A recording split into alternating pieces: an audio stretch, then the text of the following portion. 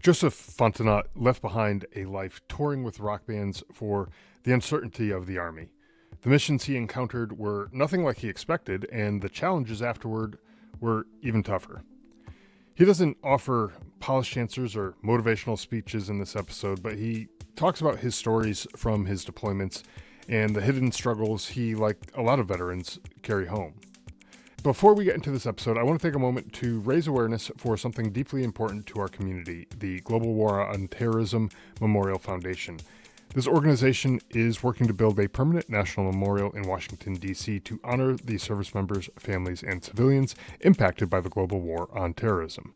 This memorial will serve as both a tribute to those who served and a way to ensure that their sacrifices are recognized and remembered for generations to come. If you want to learn more or find out how you can support their mission, visit gwatmemorialfoundation.org. Now, let's get into today's episode.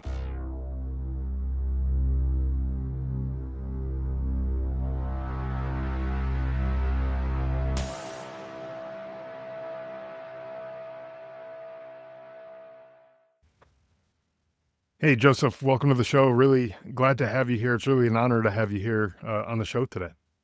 Thanks for having me. I appreciate it. Yeah, you bet. Hey, so before we get into the episode, really, let's kind of take a step back. Tell me a little bit about yourself, kind of your background. I know you were a successful musician.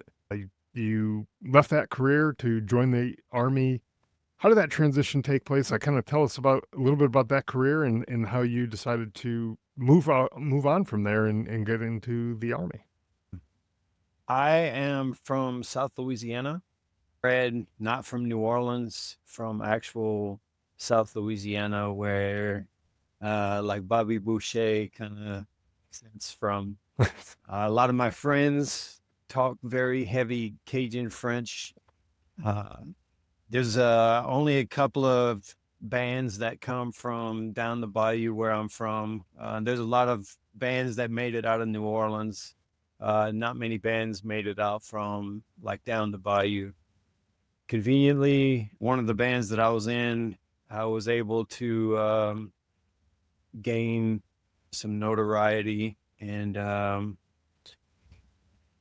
so I was lucky enough to be part of that. And I left Louisiana sometime around 97, 98, I guess, after our bass player, Audie, got killed by a drunk driver, and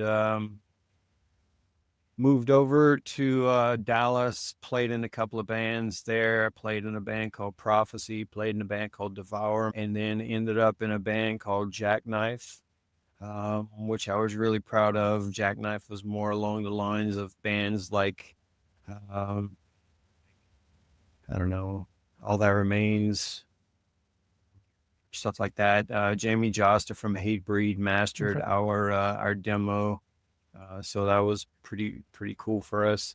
But then we ended up getting signed by Paul Bassman's label, and at the time, it was a startup label that he was working on. He was the kind of like the mastermind behind the Damage Plan band that the guys from Pantera were working with, Dimebag and Vinny. So we were kind of like his startup band that he was working with for that label. And unfortunately, we were on tour when our A&R representative, Chris Paluska, who was Damage Plan's tour manager, was also shot. So that threw a big wrench in the whole music thing for us. But Paul wanted us to keep touring, so we kept touring, and we were on tour with MOD in Crisis. And during that tour, came across a young man in New York. He was probably in a National Guard unit, probably around 19, 20, somewhere around that. Went up to him, said, "Thank you for serving our country." And he said, "No need to say thank you. I do what I do for my family." At the time, I was probably around 30, 29, 30 years old. And I just decided I was like this kid's got more direction in his life than I do, and I'm gonna join the Army. And I came home and I called Paul and said, "Hey, I'm gonna join the Army."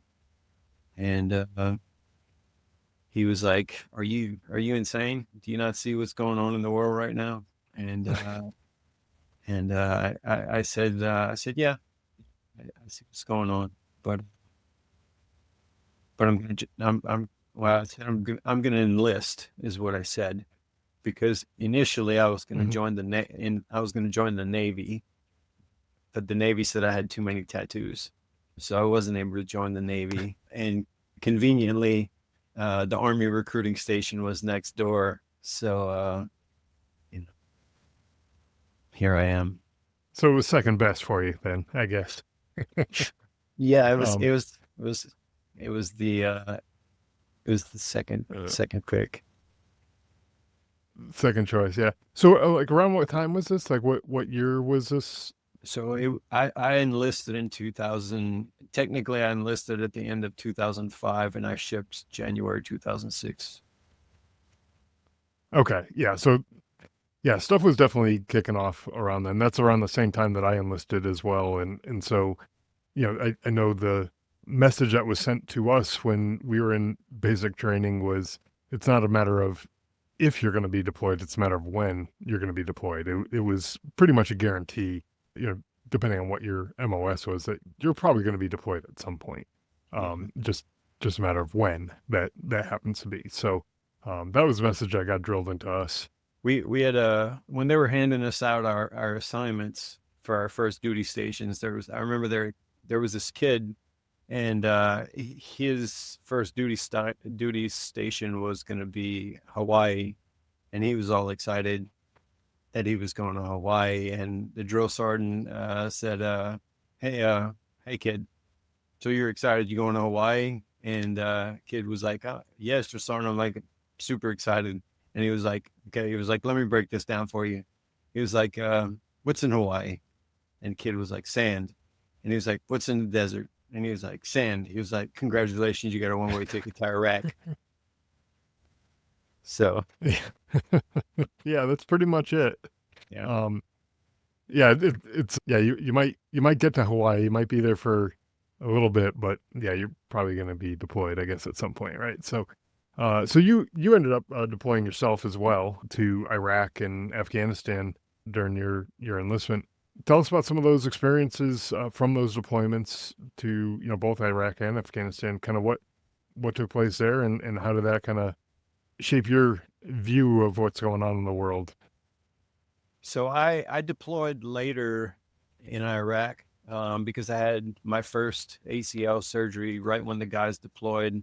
So my first ACL surgery would have been around October timeframe, and they deployed in a 15-month deployment. So that would have been their that's pretty much when their SP time was, when they left Fort Campbell. And when they left, I had my first surgery, and I ended up, I think, going to meet them right around January, because I rushed my recovery to go and meet them in Iraq. We were stationed at Camp Victory. Most of our patrols were around Route Steelers, and the area that we were patrolling was more or less, it was a coin mission. Um, it wasn't like inside our city, but we inherited the Abu Ghraib market right after the incident that happened in the Abu Ghraib market. So there was no love lost for the Americans in the Abu Ghraib market. Yeah, that was probably a real tough time to be there, right? Yeah, when we first got there, if I remember correctly, it wasn't long after we got there, Sergeant McCorkill's truck had a gasoline bomb thrown inside the gunner's turret. So we didn't have Mm. like a whole lot of IEDs. They didn't have like a whole lot of catastrophic events that happened during the deployment. Like I said, it was mainly they were there to win hearts and minds. They were there to try and win back the population. But for the most part, it was a complete opposite of everything that happened in Afghanistan. We were there doing like like VEDX. So the Iraqis that had come to the United States to get their degrees in veterinary, they were employing them to try and to I guess give the shots to a lot of the animals that were there to help the population have healthier animals so they can, you know, have a healthier living environment, which I'm sure that played into a bigger Were those big. animals? Yeah, were those animals primarily the like farm type animals? Like is that what they're looking Yeah, at there? yeah, they were looking at it Okay. was we would we would round up like sheep. Like you would see farmers coming from miles and miles and miles with sheep and cows. It was like big animals. It wasn't like chickens. It was big animals. Hmm. Okay. Yeah. Yeah. When we were in Afghanistan, there was a time it didn't happen often, but it rained and it was like downpour rain. It just dumped on us on the whole area, and we had some folks come to our base and come to ask for our help with some of their animals, and like we didn't have any veterinarians, we didn't have any like doctors that can help them, and we didn't really know like what it was that they were even looking for, and so we went to go see like what can we do. They just kept telling us that the animals were stuck, and we didn't know like really we didn't have a good interpretation of what it was that they were trying to tell us, and so we went to go check it out, I guess. And the way the water rushed into this area, there's this small like island that was created, and all this water was rushing around them, and on that island were probably 10 cows that they had, and there was no way that they could have gotten their cows Yeah. without them drowning basically. And you know there really wasn't much that we could do for them either. I mean, there you know we didn't have any assets or equipment that were able to handle that. We're a a light infantry unit, and I mean we had basically the same amount of resources that they had available. So honestly, not much we can do. But I get that. The reason why I bring that up is because like that does happen. It's a very important part of their existence is having those animals available to them, and Yeah. whether it's for for the meat or for milk and things like that come from these animals. Like it's an important thing to them, and so they look to us to try to help in any way that we can. Unfortunately, we weren't really able to do much to help them, but in your case, it seems like you guys were able to provide some help and probably win over some hearts and minds through that assistance, right? Yeah, there's actually some videos on YouTube from when we were in Iraq. I think it was like it's under like the Ghost Riders or something like that. And there's, if I'm not mistaken, on one of the videos, Specialist Pullman is wrestling a steer to the ground in full battle rattle, and so they could come in and give it its shots. And that's, Oh wow. yeah, pretty impressive stuff. Yeah, yeah. Definitely not stuff that the recruiter tells you about when you go to sign up. Like, what is it that you're going to do? You think about the kicking in the doors and shooting the bad guys. You think of those things, but not wrestling cattle. you know. But um, so throughout your deployments, towards the end of all that, I guess you sustained some injuries during these deployments, right? Like, kind of what took place during all that, and how did the recovery look after those injuries? So most of my injuries were not like the typical injuries that you would expect, like from like a deployment. Like it wasn't like Purple Heart type injuries. Most of my stuff was like post traumatic stress type stuff. I had my eardrum blown out from an Okay. IED, so that's the injuries that I had. I look at Okay. my close friends like Sergeant Casey, who's a single leg amputee. Like that's I think that's more of what the population think of when they think of like what kind of injuries we come home with. As far as my injuries, it wasn't like that. Like my injuries, like I came home from Iraq with a ruptured ACL, MCL, and meniscus from being on a night patrol, stepping in a hole, and just Hmm. tearing everything up, and then needing to have everything fixed again. And that just that's just wear and tear on a patrol. Right. Yeah. It's not Which that happens, you know. it wasn't like it wasn't from gun a gunfight. So Yeah, yeah, sure. I would say it's definitely a different kind of injury. So after your recuperation period from that, after you went through, whatever medical stuff you had to go through, were you kind of at a crossroads? Like, what do I get out? Do I continue staying in the army? Like, what were you kind of at that crossroads, or what No, was the thought process there? no. So I never wanted to get out. So I had my surgery. After my surgery, I knew that we were going to be going to Afghanistan.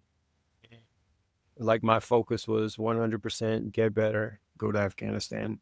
I got put in the training room, and it's a funny story that's kind of in the book, kind of not in the book, because casemate felt like it was kind of redundant, so they wanted to kind of like cut it out of the book.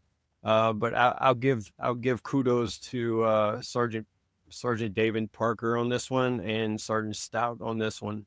So I was in the training room because I was recovering from my ACL surgery, and I was holding a UFC fight at my house, and we were all having a couple of drinks or whatever the case is, like happens, and Sergeant Stout said, "I bet you won't go up to Fontenot and ask him if he likes UFC or knows anything about the UFC." So sure enough, he did. He came up to me and he said, "Hey, Fontenot, you know anything about the UFC?" And I said, "Yeah, I know a little bit about it because I had been through Combatives 1, and I had gone to Combatives 2, and I like watching UFC. So like I'm no expert, but I know enough to get my ass whipped." But he's like, "Yeah, I bet you do." He was like, "Yeah, I bet you do, you paper pusher." And when he said that, I was just like, I was like, "Bro, you will never come in my house and insult me again." And like that was the fire. That was the fire that like lit whatever needed to be lit to get me back to the gun line. And right after that was like I told my Smoke Hafner at the time, I was like, "Hey Smoke, like I want to get back to the gun line." And we started doing everything we needed to do to get me back to the gun line. And next thing you know, I was back on the gun line. We were training, getting everything back ready. But initially, we were supposed to be going to Afghanistan to shoot our howitzers. Little did we know that mission would change rapidly. So tell us about that mission, how that changed, and kind of what took place there. So we started doing all our tables, regular artillery tables, getting ready for Afghanistan. Which artillery tables 1 through 5 really it's just certifications. You do your qualifications with your individual rifle, and then you do your written test, and then you qualify with your uh, whatever artillery piece you're on dry, and then you go and you shoot your first table with your rounds. But then you go out and you do your platoon live fire, and then That kind of certifies you, and then you start moving into your battery certification. But I don't really remember us making it past our battery certification. Once we got to the battery certification, everything just kind of like hit a screeching halt. And it was like, you are no longer going to be going to Afghanistan to do artillery. You're going to go out there and you're going to be provisional infantry. And I just remember someone coming in and saying, you're going to go to the Arghandab River Valley. And everybody getting on the computers and looking, and we're trying to figure out, like, where is this place at? Like, what is the terrain? Trying to figure out anything at this point. And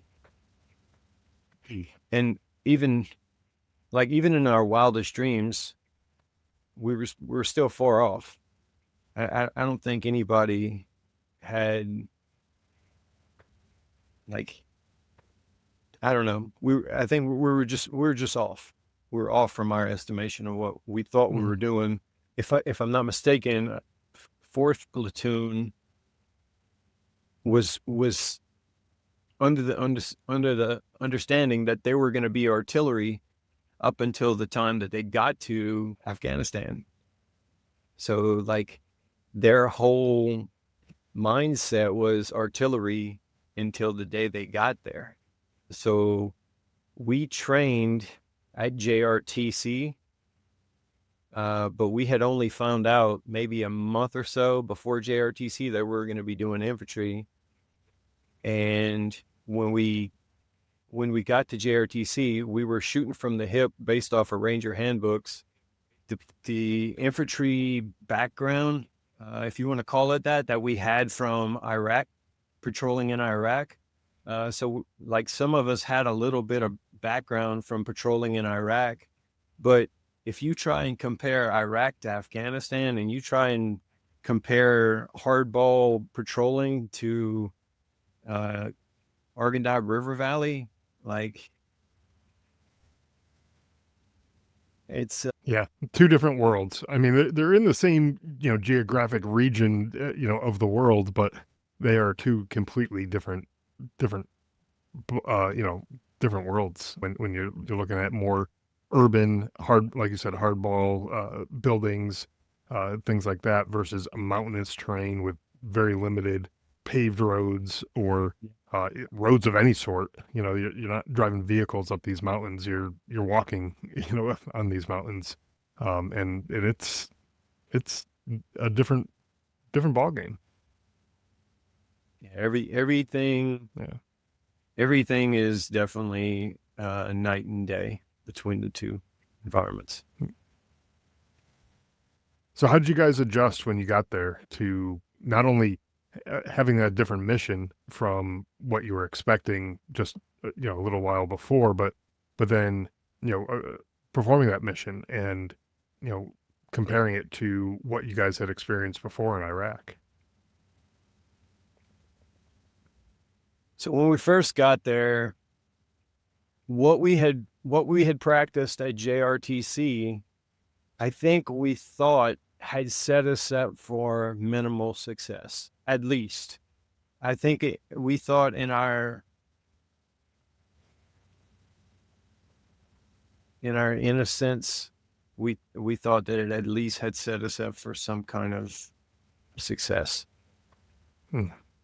When we first got to Jelawar, we were still pretty far away from everything that was actually going on, and we could hear to Charlie, and we could hear the guys that were at Cop Nolan, and we could hear that they were in the gunfights just daily.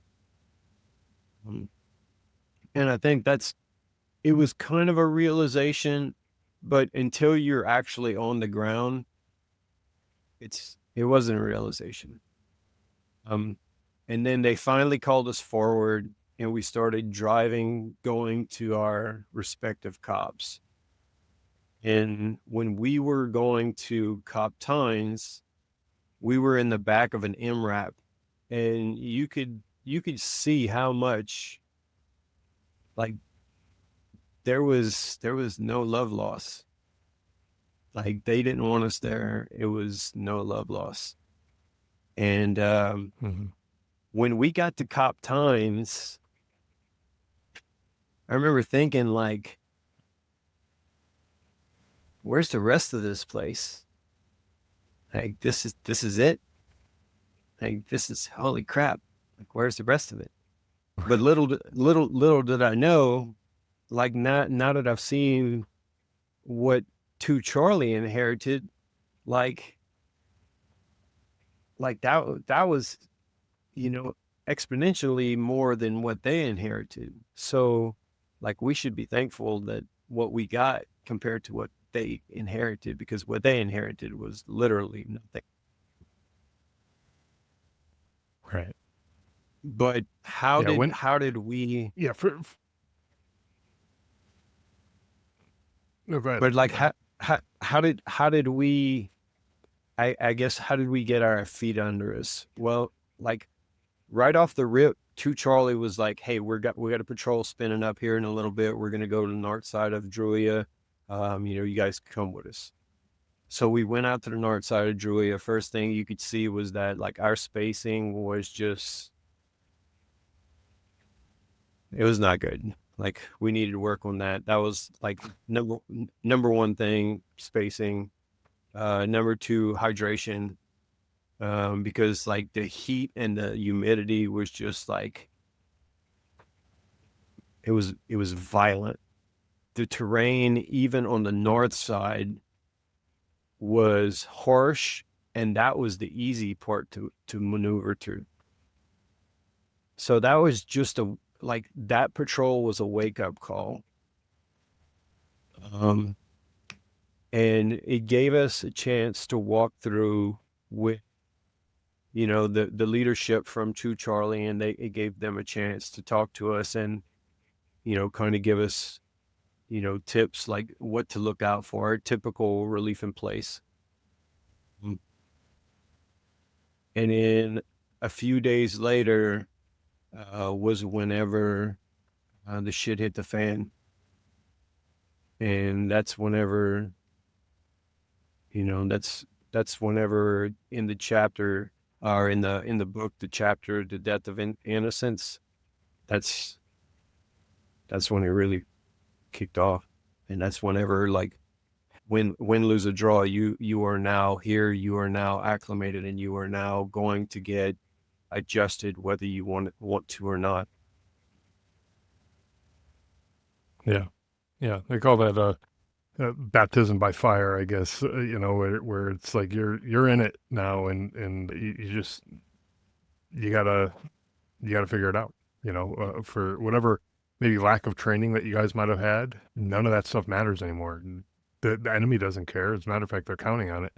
That you miss something in training, so they can take advantage of that. But you had to figure out kind of on the fly what's going on the ground, and how do we plug any of those holes that you had. So, I'm assuming, you obviously talked about the book, which I want to get into that in just a second here, but you obviously realized some of these kind of holes that you guys had. What was the thought process on the ground as far as like how do we right this situation? How do we make the best of what we have going on here? Um, so I can only speak for myself, because at that point, like, I know for me, like I went and I spoke to the guys that were in the gym. So I remember Rosa Nollinger. I don't remember the other guys' names, but I remember Rosa and Nollinger being in the gym, and speaking to them about kind of like what was some of the lessons learned, and what are some of the things that they picked up on, and what were some of the things that helped them. And they actually put us in touch with some of their junior guys, like their specialists, and those guys were pivotal in helping us, because they were teaching us like down gunner drills and things that we hadn't even, really worked on. Like those were in the artillery. It's not really something that you're more worried about your artillery piece, not really a 240. Hmm. It's, it becomes a different world. But then when as we went along and we went out and we did the Devil's Playground mission, and we had the AAR after the Devil's Playground mission. There was a lot of lessons learned after that, and there was a lot of hard lessons learned after that, because once you pulled two Charlie out of the mix altogether, at that point it was like all of the weight falls on our shoulders now. So at that point, it's like, all right, so I saw this guy do this. I saw this guy do this. I saw this guy do this. So now we need to replicate what we saw them doing. We need to get better at this. So what's the number one thing that we need to do when we get on ground? So we basically became a sponge to everything that we saw them doing the little bit of time that we were on the ground with them. It didn't matter if we hated them, we liked them. It didn't matter if we got in arguments with them while we were on the ground. Like, none of that mattered at that point. What mattered was we were trying to get ourselves and our guys home alive, and we were trying to beat the guys that were trying to beat us. Bottom line. Yeah, I mean that's the name of the game. When you're out there, I mean, try try to get everyone home alive, and yeah, definitely want to accomplish a mission, whatever the mission is. But when you're looking around and the guys who you're serving with, you maybe even know their families, some of their stories and their background and all that kind of stuff. You don't want those guys going home any other way than vertically, on their own 2 feet. And so you, like you said, you put all those differences aside, and it doesn't matter if you like the other guys who were there who kind of were running the show, and it doesn't matter if you liked them or not, but they kind of knew what was going on. So you gotta suck in all that information so that way you can continue to operate in a way that is going to be most advantageous to you guys and get you guys all home, right? Um, so you mentioned your book just a minute, the book just a minute ago, and I want to get into that a little bit.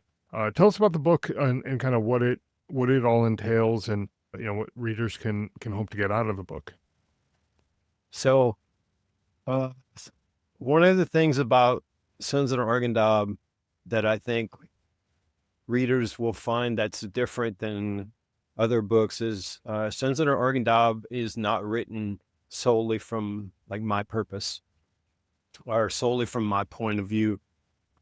I wrote the book with the intent of writing it from each cop, because I wanted to be able to tell stories of what was going on throughout the Argandab. I wanted it to be like a story that captured multiple avenues of what was going on, because there was so much going on throughout that whole year that we could probably write 10 books and still have stuff that was going on.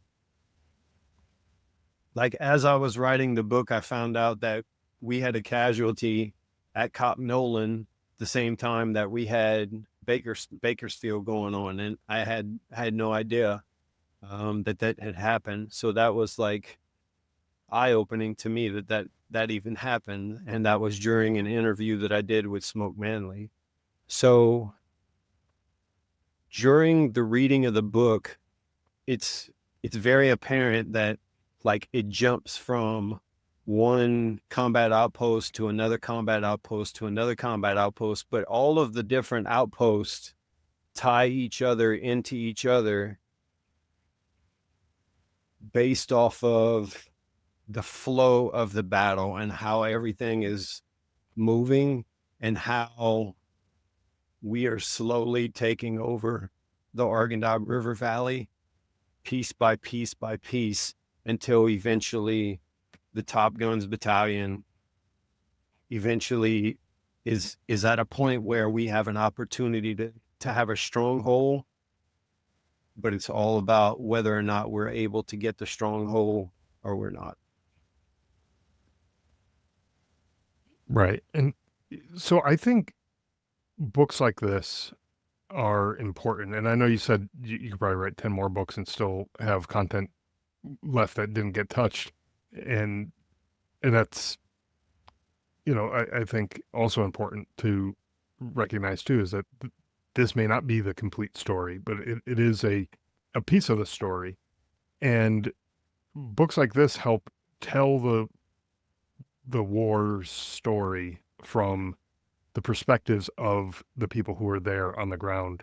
In your case, it's the perspectives of the people on maybe different cops throughout the region, but it ties that whole piece of the story together.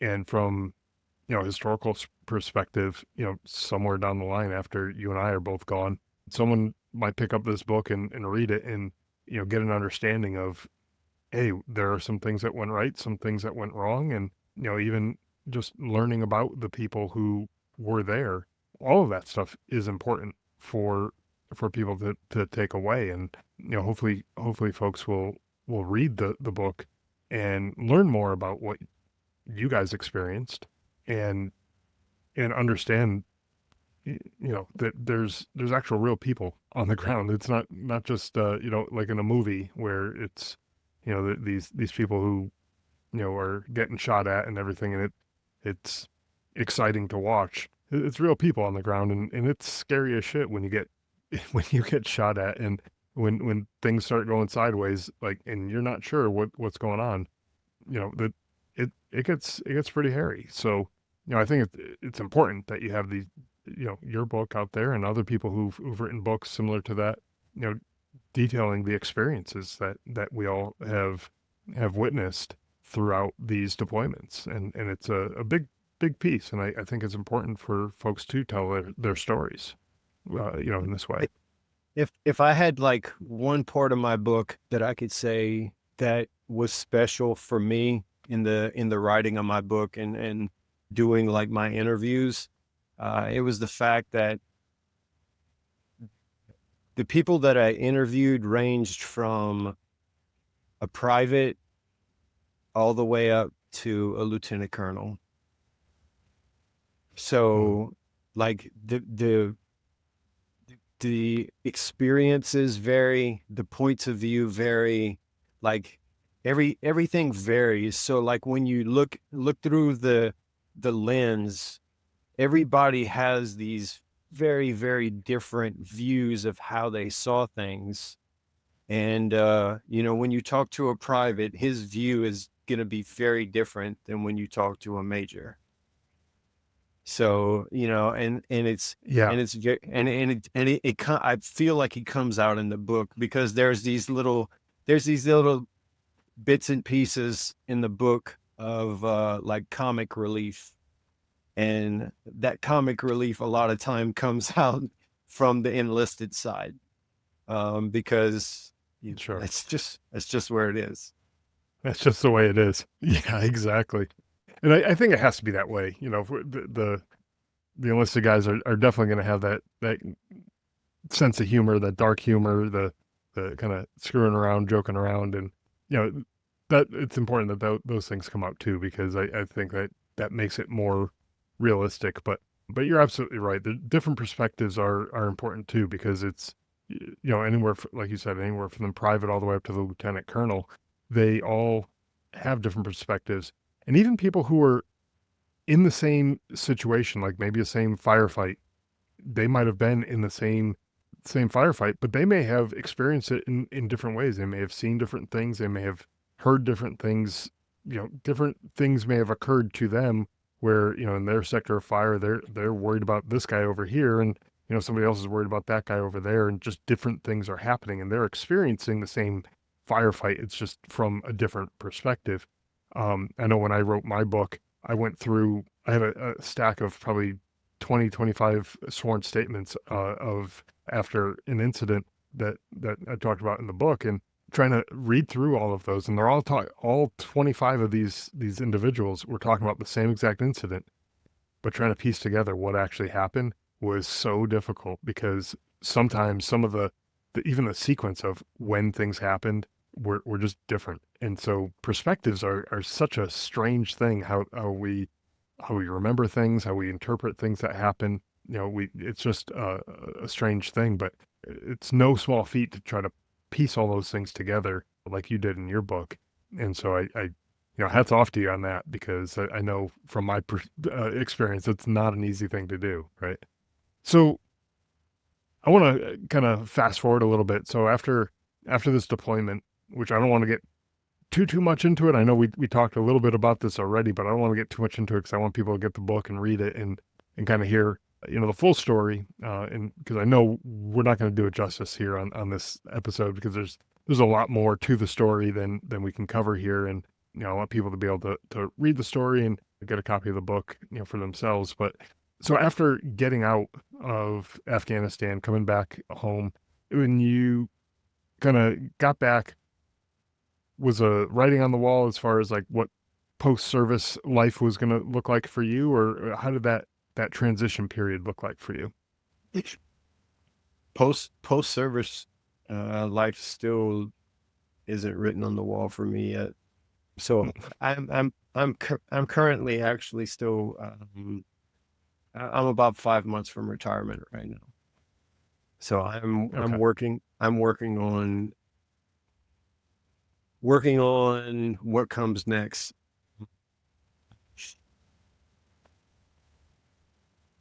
I'm trying to figure out exactly what I want to do. I know that I've talked to several different agencies locally about working with the VA, working with the veterans organizations groups, talking with veterans organizations groups, talking with just different groups and helping veterans groups in general, or even just groups that help, like humanitarian groups. Because in my opinion, part of the reason why I got in the Army was because I wanted to help people. And that was there's a big reason why I got in the Army. A big reason why I got in the Army was because I wanted to do something for my son to set him up for success. So that's the big overarching theme of why I joined the Army. But the other reason was because I wanted to be able to help people. And now that I'm at the end of my career, like I see all these natural disasters going on, and I try and think of how I could help people in even the smallest way, even if it's like Samaritan's Purse and or things along the lines of those organizations. And those are kind of the things that I'm leaning towards. I had received an award a while back for volunteering, and it was kind of a spotlight award that it was, I don't know, it was just one of those things that made me realize like how important going and helping other people are. And because of that, it's one of the things that's made me want to be able to continue to help people in some way, shape, or form. And I think, in my personal opinion, the veteran community needs more spotlight, especially senior leaders, because I feel like, and this is my own personal belief, I feel like once you get to the top of the mountains, senior leaders are just kind of, here's your DD 214. Hope you can swim. Yeah. Right. Yeah. Just push you in the deep end, right? And hopefully you can make it. But um, it's interesting to hear your perspective at this point in your career. That at this tail end of it, and kind of seeing what those next steps are, because you do have a little bit of time, not a ton of time, but you have some time to kind of poke around and see what's out there. And I think it's important that what's important to you, as far as what gives you a sense of purpose and meaning. Part of your thing is helping people, and there's a lot of ways that you can help people. Obviously, serving in the military, that's helping people in one way, by providing defense and protection to, the citizens here in the United States, but also, abroad when we're deployed overseas, we're hopefully better lives for the folks who are, in those countries as well, you know, and I'm sure we can get into that too, but that might be another episode, and that might be a rabbit hole we don't necessarily want to go down. But but I think helping people is a kind of a broad area, and I'm sure you can find many different ways that you can help folks. Whether, like you said, whether it's helping with natural disasters or helping out with veteran groups, or any number of different things that are out there. You can certainly find something that will provide you that sense of purpose and meaning, and allow you to continue doing that mission, even though you're not wearing a uniform anymore, but you're still able to do that type of thing as well. And as far as, helping other folks. So, I think it's awesome that you have a direction, that you have at least that baseline, like, this is my core values and things that I want to experience post-military life. And I think a lot of people don't necessarily have that. And that's where a lot of people end up struggling. I heard some statistics that within the first 2 years of a service member getting out of the military, they've already switched jobs at least once within the first 2 years. Most of them within the first year. So it's like, that's just crazy. If you don't have any sense of purpose or direction, and you're getting out there and you're just taking whatever comes your way, probably not going to be very fulfilled with that. And even if it's a good paycheck, that may not necessarily provide that fulfillment. So for you, you have that direction at least, and then it's just a matter of where you're going to apply it, and where you're gonna find the most people to be able to help out. So, well, looking back at all of your career, which we're at what, the 20-year mark at this point now. What would you say the greatest lesson has been that you've learned throughout all of those years, and how do you apply it? How would you suggest that you apply it to your life today? I would say the greatest lesson that I've learned has been there's quite a few, but I would say probably the greatest lesson is remain humble. Okay. And That's a good one. I think it's very simple, but I think that's part of the biggest downfall in a lot of people's careers, is they forget where they come from. If you look at some of the best leaders that we have out there, I'll point to General Petraeus. General Petraeus, like, how many people love him? He's beloved by like so many military. As high as he got, never forgot where he came from. He would still go down, visit the troops, still go to Afghanistan, cruise around, visit Afghanistan, hand out awards to everybody, even despite how dangerous the zone was. Sergeant Major Preston, another one. Sergeant Major Preston. I remember being at the Sobolewski Air Assault School, and Sergeant Major Preston, he was getting ready to retire. Sergeant Major Preston showed up at the Sobolewski Air Assault School, talked to us, gave us a little motivation speech, and we were getting ready to graduate. And he was like, "Feel like doing the O course." And everybody was just like, And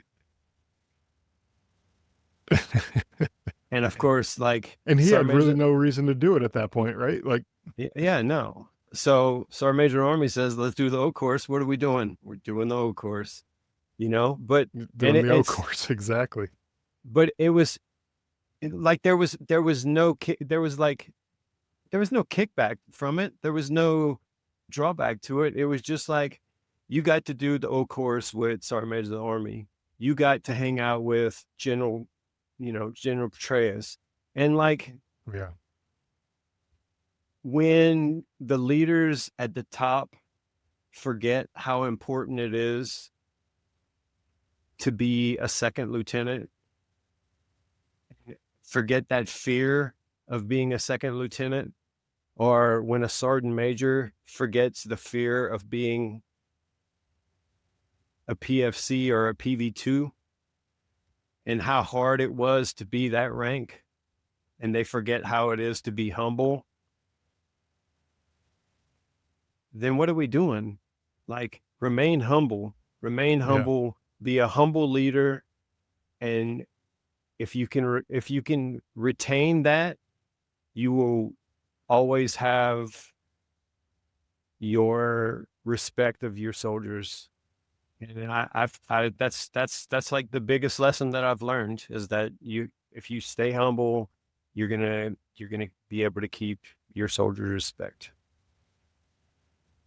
And I think that'll take you far in the civilian world as well, with that humility, and folks who either are working for you or that you're working for, or whatever the case may be, that they'll notice that, and they'll recognize that as a good trait in you, and either want to continue working for you, or definitely want to keep you working for them, depending on where you fall in the whatever organization you end up at, whatever leadership position that you might have. But you know yeah, staying true to those roots, and those humble beginnings, I think are super important too. So it's great. And again, I think that'll take you a long way in the civilian world as well. So before we wrap up, can you let the listeners know where they can find your book and any other things that you might be working on, other groups and things like that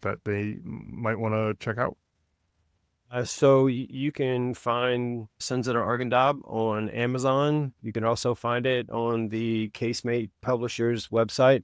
I believe that it's about to be available on pretty much any book website here shortly. It's also going to be out on audiobook very soon. I'm working on the finishing touches for the audiobook, so we can get that out to you guys as soon as possible. As far as websites, we have the Sons of the Argandab group on Facebook, and probably going to put one up on Instagram, which is mainly just for videos and things like that. Also, there's a YouTube page for Sons of the Argandab, where you can see different videos that are made as compilations, as well as videos that are made that kind of correlate with the different chapters for the books, kind of as a tribute to some of the different guys in the books. Excellent. Well, I'll have links to all of that in the show notes too. So for the listeners, if you're looking to get a copy of the book, I'll have a link to the book there, and also to the the Facebook group and the other stuff that you mentioned. I'll have links to all that in the show notes too. So, but absolutely been a pleasure speaking with you today, and Thank you for having me. definitely a great conversation, and I'm glad to be able to hear a little bit of the story from your point of view, and looking forward to digging into the book, and kind of learning a little bit more about what took place. So thanks again. Thank you, Scott.